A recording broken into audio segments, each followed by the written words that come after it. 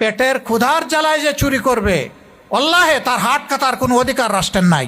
আগে তার পেটের খাবারের যোগান দিতে হবে, হালাল রুজির পথ খুলে দিতে হবে। রুজিতে অক্ষম হলে তার দায়িত্ব রাষ্ট্রকে নিতে হবে। যদি এতেও সে না থামে তখন তার উপরে শরীয়তের হুকুম চলতে পারে, এর আগে নয়।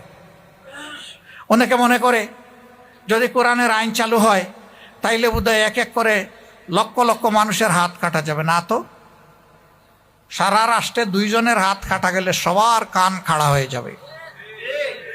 তবে হ্যাঁ, হাতটা যেন কোনো গরিবের কাটা না হয় সেই দিকে খেয়াল রাখতে হবে। যার হাত কাটলে সারা দেশে খবর হবে তারই হাত কাটতে হবে। তবে আমরা এটা চাই না যে একটা মানুষের হাত কাটা যাক, আমরা চাই সবাই সৎ হয়ে যাক, অতীতের সমস্ত গুনাহাতা ভুলের জন্য তওবা করে ভালো মানুষ হয়ে যাক। রাসূল আকরাম সাল্লাল্লাহু আলাইহি সাল্লাম মক্কা বিজয়ের সময় যখন ফিরে এসেছিলেন তখন আরবের লোকেরা কি পরিমাণ খারাপ ছিল এটা আপনারা জানেন।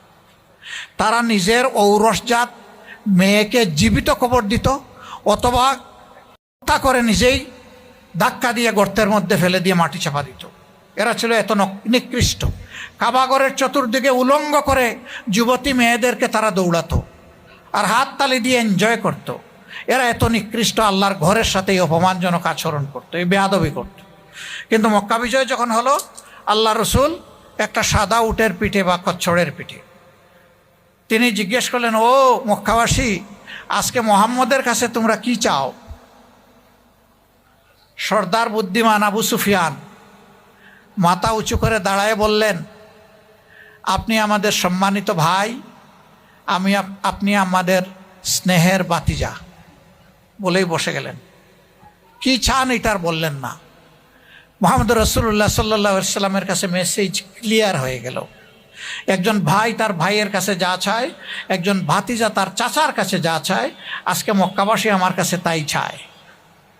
এই সময় আল্লাহর রসুলের মনে আসলো, এরা তো হজরতে সুমাইয়াকে খুন করেছে, এরা তো এইরকম আরো অনেক মানুষকে করেছে, আমাকে খুনের সিদ্ধান্ত নিয়েছে, এখন এর জবাব কি হবে? তিনি আসমানের দিকে আল্লাহ তাআলার ফয়সালার জন্য তাকিয়ে থাকলেন। আল্লাহ তাআলার পক্ষ থেকে সিদ্ধান্ত আসলো। আল্লাহ রসুলের মুখ উজ্জ্বল হয়ে উঠল। তিনি সাহাবীদেরকে আওয়াজ দিয়ে বললেন, ও আমার মায়ার সাহাবীরা, আজকে মক্কার অলিতে গলিতে তোমরা ঢুকে পড়ো আর চিৎকার দিয়ে সবাইকে জানায় দাও, আজকের এই মহান দিনে মহান আল্লাহর পক্ষ থেকে মক্কাবাসীকে ক্ষমা করা হয়েছে।